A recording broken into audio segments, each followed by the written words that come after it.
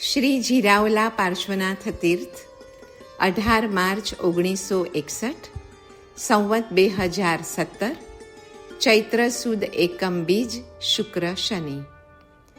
શ્રી નમસ્કાર મહામંત્ર સર્વ પાપનાશક છે. તેમાં કારણ ચૈતન્ય ઉપરનો પ્રેમ અને જળ પ્રત્યેનો વિરાગ છે. ખરી દીનતા વિના પૂરેપૂરું અભિમાન દૂર થઈ શકતું નથી. નમો એ દીનતાવાચક પદ છે.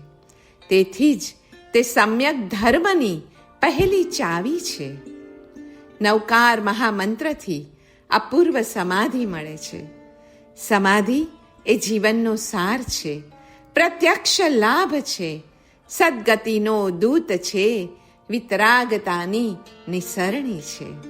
માટે જ નમસ્કાર સ્મરણ દ્વારા અપૂર્વ કમાણી થાય છે. આત્મ સમદર્શિત્વ અને પરમાત્મ સમદર્શિત્વ ભાવોને સિદ્ધ કરવાના પ્રયોજનપૂર્વક નવકાર ગણવા.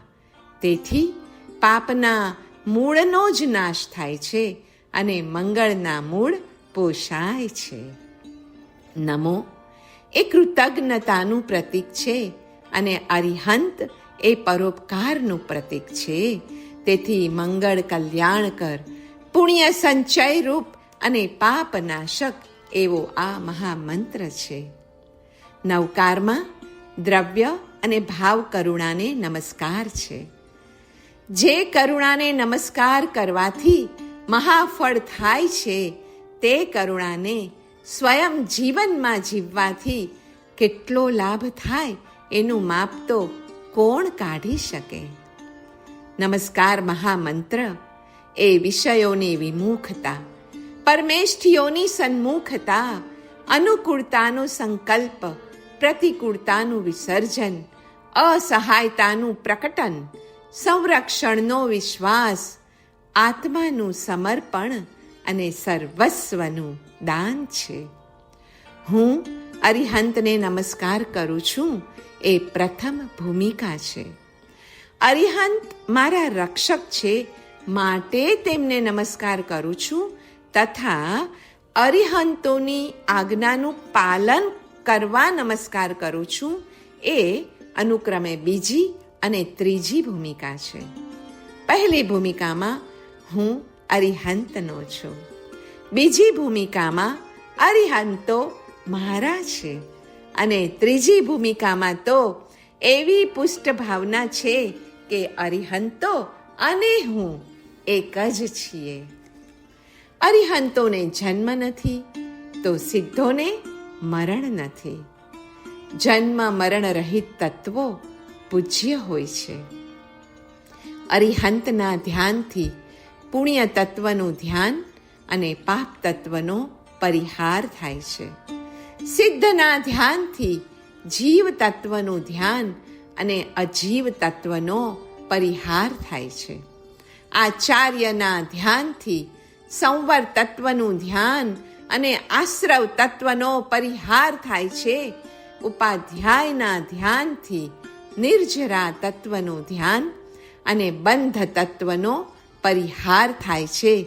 તો અંતિમ સાધુના ધ્યાનથી સિદ્ધનું ધ્યાન અને સંસારનો પરિહાર થાય છે. કરજથી મુક્ત તે સિદ્ધ. કરજથી મુક્ત થવાની જે ફરજ માને તે સાધુ. સિદ્ધ સ્થાન તે સ્વદેશ અને સંસાર સ્થાન તે પરદેશ. નવકાર ત્રિભુવનનો સાર છે, મોક્ષનું વચન છે. બીજાના સુખને માટે પોતે ખપી જવું અને બીજાના દુઃખ નિવારણ માટે પોતાના સુખનો પરિત્યાગ કરવો એ શુક્લ ધ્યાનની ધારા ઉપર લઈ જનાર છે. અને શ્રી નવકાર મહામંત્ર વડે એ કાર્ય સિદ્ધ થઈ જાય છે. શ્રી નવકાર ચેતન રૂપી કદલીને ઉત્પન્ન થયેલું ફળ છે. જે ઉત્પન્ન થતાની સાથે જ મનરૂપી કેળનો અંત આવે જાય છે. મનનો જ નાશ થઈ જાય છે. શ્રી નવકારનું નમોપદ એ અગ્નિ, પારદ, પારસ, લોહચુંબક, દાવાનળ અને વડવાનળ છે.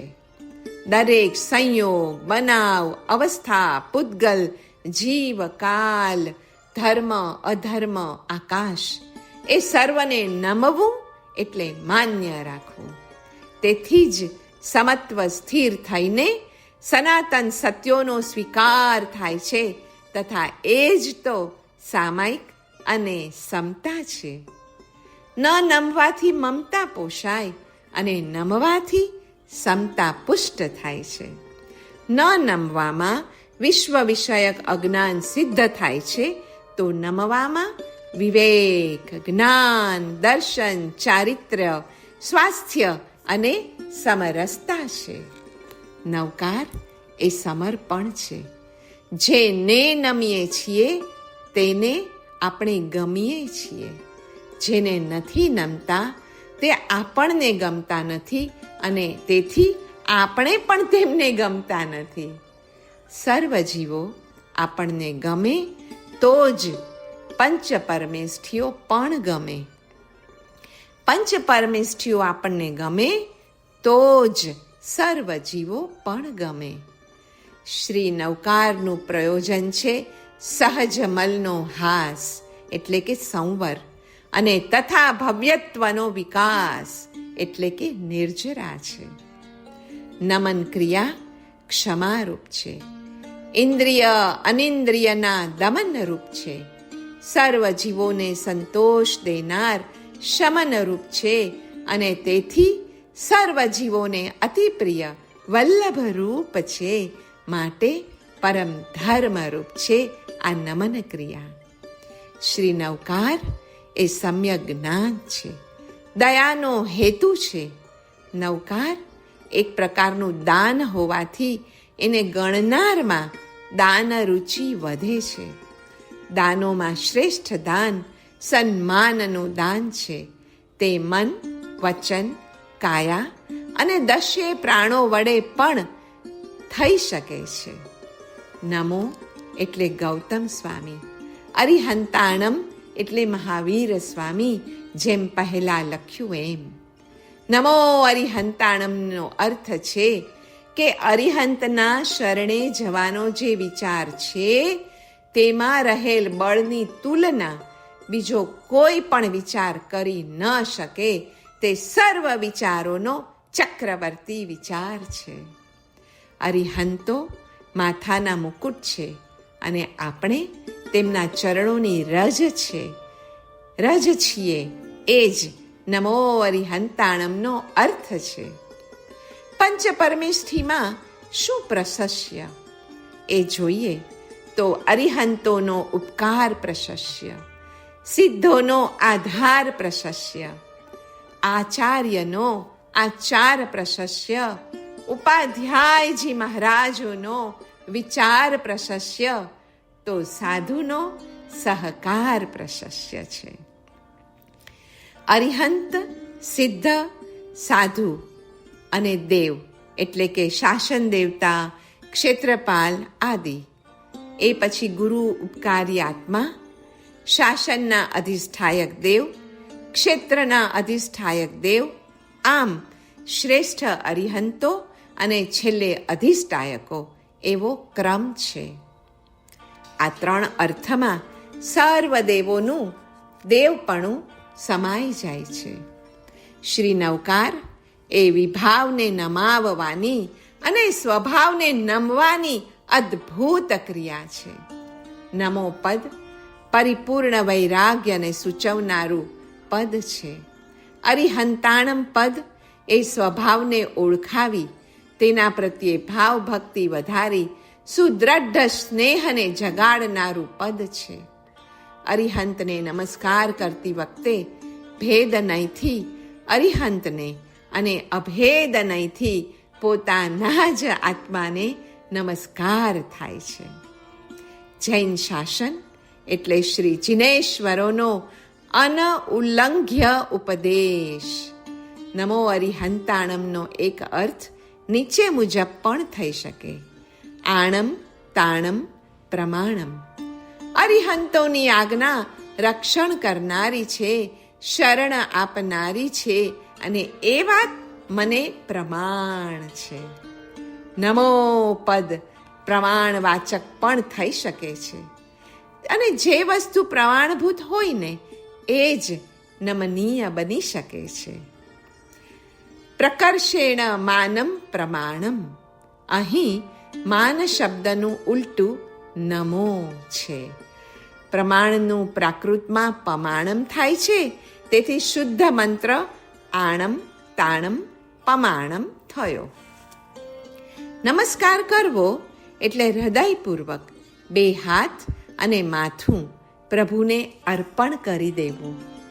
અરે અરિહંતને નમ્યો તે તેના માર્ગને પણ નમ્યો, સન્માર્ગને પણ નમ્યો.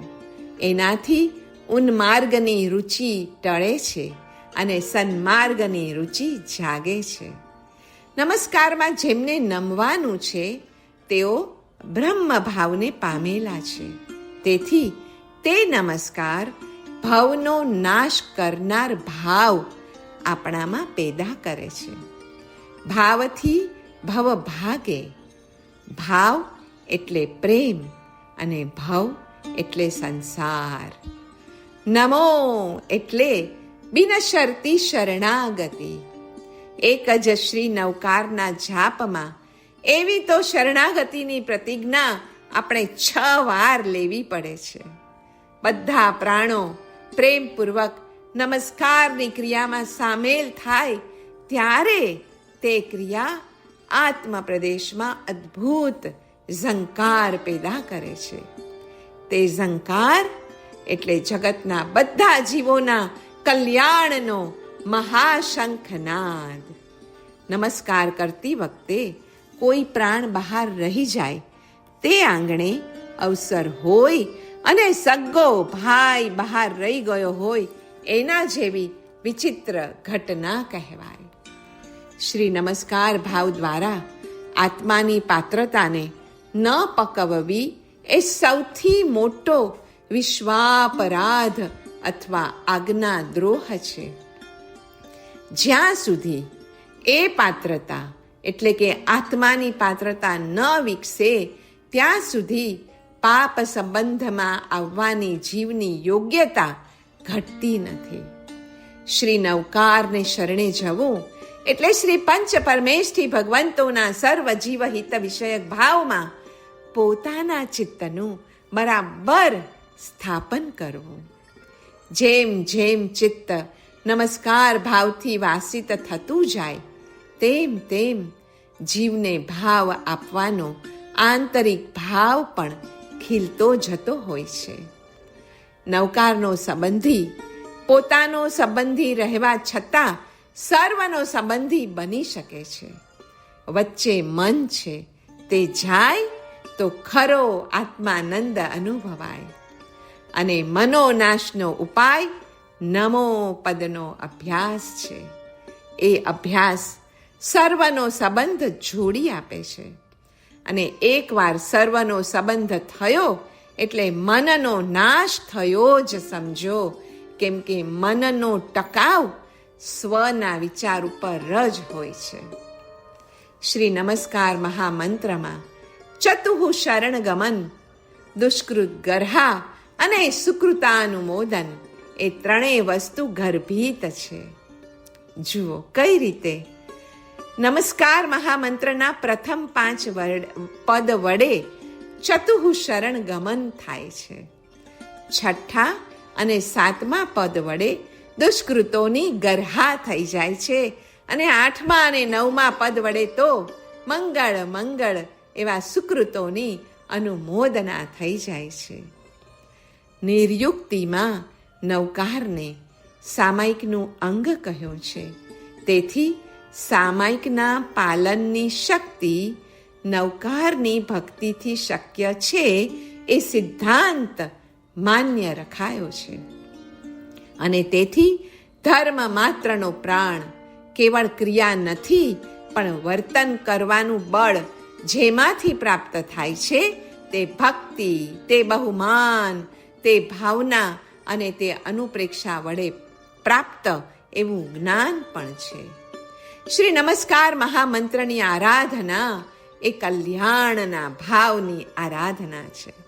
આત્મભાવનું સ્મરણ છે, જે સર્વાત્મ ભાવને વિકસાવી પરમાત્મ ભાવમાં પરિણામ પામે છે. આત્મભાવ એ તો મહાભાવ સ્વરૂપ છે, તેથી નવકાર પણ મહાભાવ છે. એક વસ્તુની ખબર છે કે જ્યારે મોહની સ્થિતિ 69 કોડા કોડી ઘટે ત્યારે જ આત્માને નમો અરિહંતાણમ એમ બોલવાની ભાવના જાગે છે. ઓહોહો, તો આપણા સૌની મોહની સ્થિતિ આટલી તો ઘટી જ ગઈ છે. પછી તો નમસ્કાર મહામંત્રમાં શુદ્ધ આત્મશક્તિની પૂજા છે. અરિહંત એ આત્મશક્તિનું અપૂર્વ પ્રતીક છે. જ્ઞાન શક્તિ, વચન શક્તિ, આકર્ષણ શક્તિ, પૂજાતિશય, અપાયાપગમાતિશય આદિ આત્મશક્તિના જ તો પ્રતીકો છે ને. અરિહંતાદિ 5 સિવાય સર્વ પ્રાણીઓ સભય છે. અરિહંતાદિ 5 નિર્ભય છે, કારણ સકલ હિતાશય વાળા છે. કૃતજ્ઞતા ગુણને વિકસાવવા નમો અરિહંતાણમ એ મંત્ર છે. એને શ્વાસની જેમ ધારણ કરવા વડે અધઃ પતનથી બચાય અને ઉર્ધ્વગમન કરવા માટે સમર્થતા આવે છે. નવકાર મંત્ર કાળ કરતાં પણ અનંત ગણો સૂક્ષ્મ છે. શ્રી નમસ્કાર મહામંત્રની વ્યાપકતા અને મહત્તા સમજવા આટલી વિચારધારા તો આવશ્યક જ છે. એના બળથી નવકાર પ્રત્યેની નિષ્ઠા પણ આપણી દ્રઢ બનશે. અને નમવું એટલે સર્વને ગમવું, સર્વને સમાન માનવું. સમસ્ત જીવરાશિના ઉપકાર તળે આવીને જ જીવ મુક્તિ માર્ગમાં આગળ વધતો હોય છે. કોઈ જીવ કરુણાનો, કોઈ પ્રમોદનો, કોઈ માધ્યસ્થનો અને કોઈ મૈત્રીનો વિષય બની આગળ વધવામાં આપણા આત્માને ઉપકાર કરે છે. આવી સમજણ ઉગવી એ ભાવ નમસ્કાર છે. તે નમસ્કાર ભાવમાં જીવને સ્થિર રાખનાર અને અહંકાર ભાવને નિવારી આપનાર છે. નમસ્કાર ભાવ એટલે નમ ભાવ, કૃતજ્ઞ ભાવ, વિનીત ભાવ. જેમના હૈયામાં નમસ્કાર પદાર્થ છે, તેના હૈયામાં મૈત્ર્યાદિ ભાવો સહજ બને છે. નમસ્કાર ભાવનું તત્વ શું? તો એનો ઉત્તર છે જીવત્વની અચિંત્ય શક્તિનો સ્વીકાર એ નમસ્કાર ભાવનું તત્વ છે. સમગ્ર શાસ્ત્રોની રચના જીવત્વના અચિંત્ય પ્રભાવનું વર્ણન કરવા માટે જ થઈ છે. નવકારના પ્રથમ પદનો એ રહસ્યાર્થ છે કે મારું સામ્રાજ્ય મટી તારું સામ્રાજ્ય સ્થપાશે. આપણે 4 શરણા શા માટે ગ્રહવાના છે? તો અરિહંતના શરણથી મૈત્રી આવે અને ક્રોધને જવું પડે છે. સિદ્ધનું શરણ ગ્રહવાથી પ્રમોદ જાગે છે અને માન જાય છે. સાધુના શરણથી કરુણા પેદા થાય છે અને માયાને જવું પડે છે.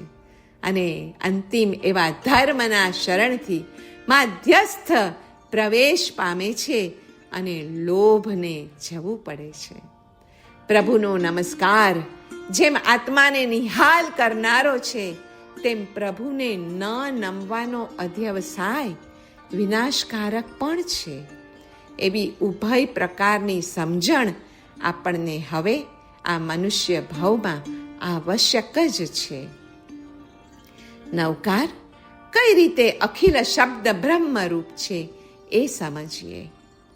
3 વેદોના સારભૂત કે દોહનભૂત ઓમકાર જેમ અખિલ શબ્દ બ્રહ્મરૂપ છે, તેમ અર્હમકાર કે નમસ્કાર પણ 14 પૂર્વ અને દ્વાદશાંગીના સારરૂપ કે સંક્ષેપ રૂપ હોવાથી નવકાર એ અખિલ શબ્દ બ્રહ્મરૂપ છે.